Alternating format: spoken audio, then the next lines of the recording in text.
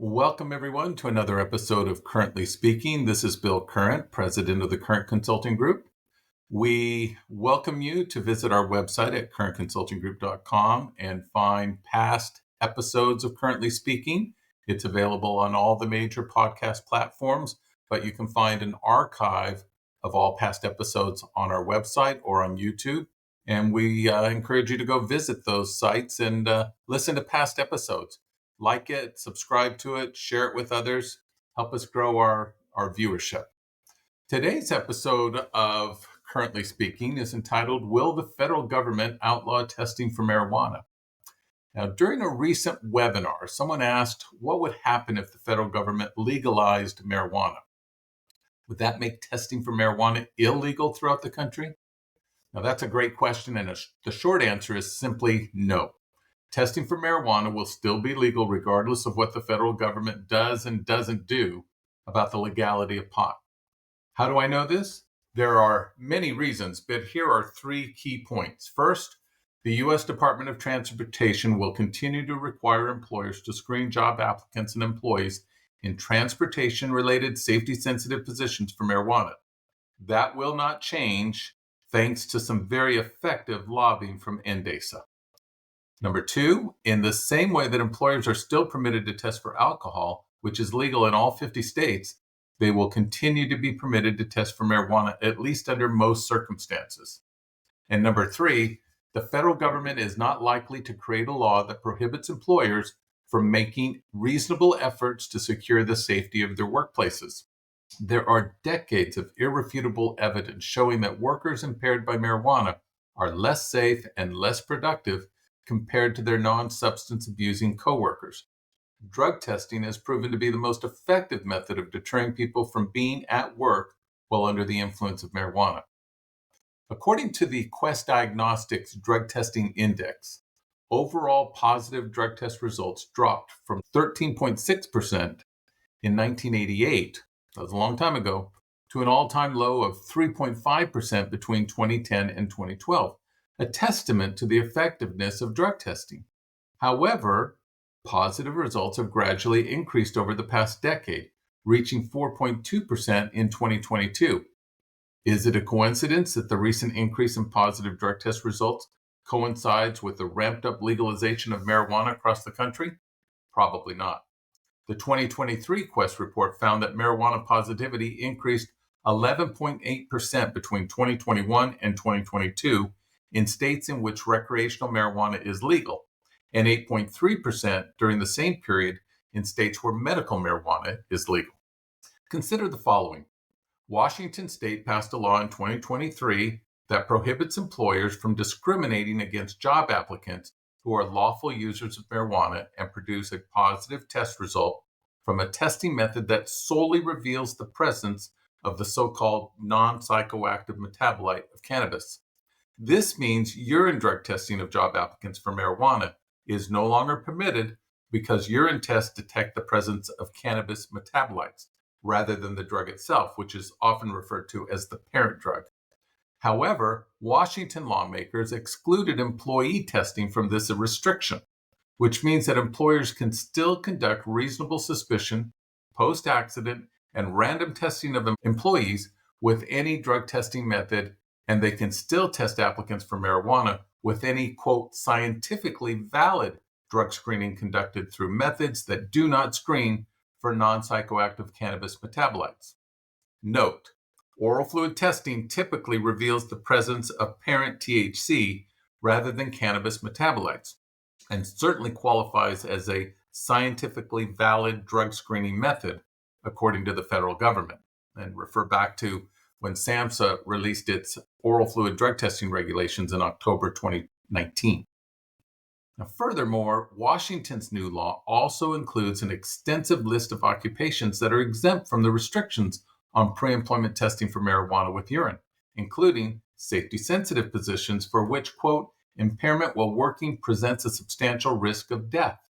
Such positions must be identified by the employer prior to an individual's application for employment. In other words, even lawmakers who vote to legalize marijuana still know enough not to prevent employers from identifying marijuana users so as not to hire them to perform safety-sensitive jobs, like piloting an airplane, or operating a forklift, or performing brain surgery. And this type of exemption language is found in many state marijuana laws.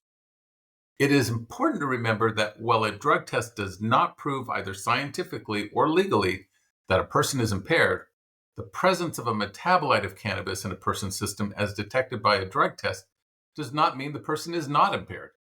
The use of the term non-psychoactive metabolite, as found in the new laws in both Washington and California, is misleading. Impairment from marijuana use can last well beyond the immediate period of time following the initial use. A 2021 report from the University of Sydney claims to have accurately identified a window of impairment for cannabis users, quote, suggesting more accurate timeframes of intoxication from one of the drug's active compounds, tetrahydrocannabinol, or THC, end quote. The research, published in Neuroscience and Biobehavioral Reviews, analyzed 80 separate studies to, quote, determine when people would be impaired after cannabis use. Depending on how much THC is taken, how it's taken, and the person taking it, they found cognitive impairment could last between 3 and 10 hours. In other words, someone could still be under the influence of marijuana and thus a danger to the workplace for many hours after they last smoked a joint or consumed a marijuana-laced brownie, and most importantly, long after the individual no longer feels high. The National Highway Traffic Safety Administration, NHTSA, reported that, quote, levels of THC do not closely correlate to the degree of impairment, and that often peak impairment occurs when THC levels have already begun to decline. There's also a similar study found from AAA, the AAA Foundation for Traffic Safety, that you may want to look up as well.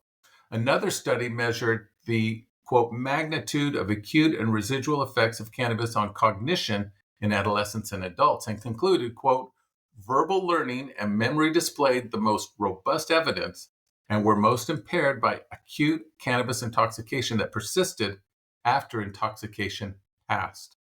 This suggests that an employee under the influence of marijuana, but no longer feeling high, may have trouble processing verbal instructions and then remembering those instructions accurately in order to fulfill them. For example, a forklift operator could be instructed to use the forklift to unload a pallet full of heavy boxes from a truck, and then place the pallet on an upper shelf in a warehouse.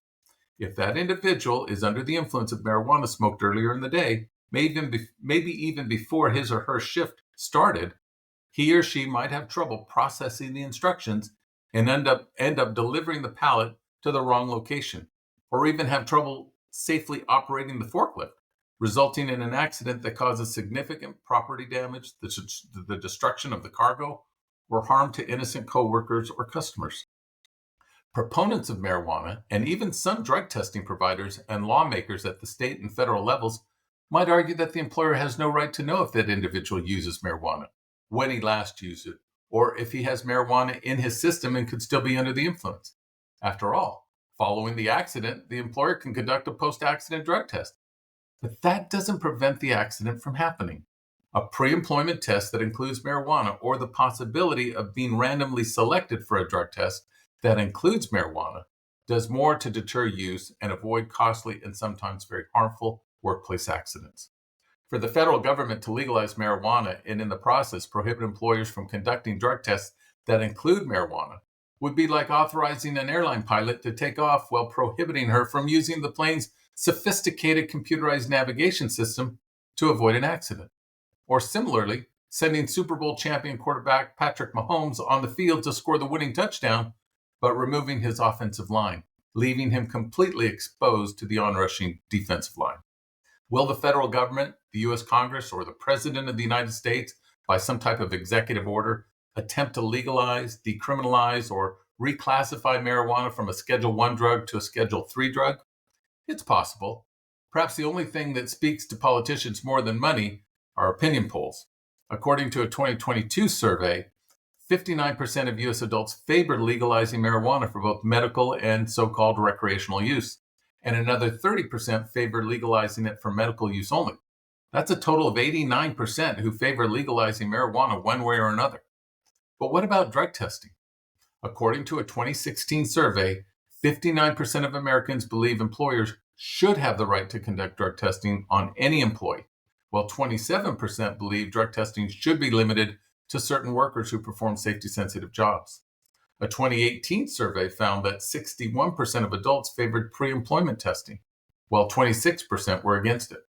Of course, a lot has transpired since these surveys were conducted, including the pandemic, record-setting inflation, a recession according to some experts, a crippling labor shortage, and more states legalizing marijuana.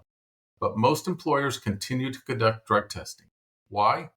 In a 2023 survey conducted by the Current Consulting Group, we found that 68% of employers indicated that they considered drug testing to be, quote, very effective, while nearly 25% said it's effective, but to a lesser degree.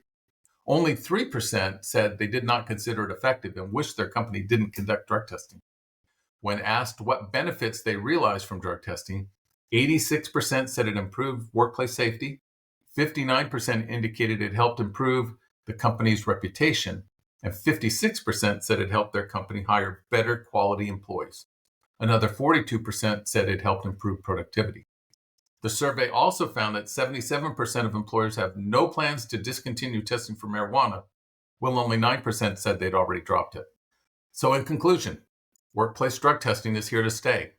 Testing applicants and employees for marijuana, especially those applying for or already working in safety-sensitive positions, is permitted in virtually every state, with New York being the only exception. Employers still have the right to prohibit workers from using marijuana while on the job, bringing marijuana into the workplace, and being at work impaired by marijuana. It is highly unlikely that the federal government, even if it lifted restrictions on marijuana, would do anything to change employers' rights to protect their workers, customers, and the livelihood of their businesses from the dangerous and costly effects of marijuana use by employees. Drug testing works, even in the age of legal marijuana. Thank you for joining us for another episode of Currently Speaking. Visit our website at currentconsultinggroup.com for past episodes of Currently Speaking, and like us on all the major podcast platforms. We'll see you next time.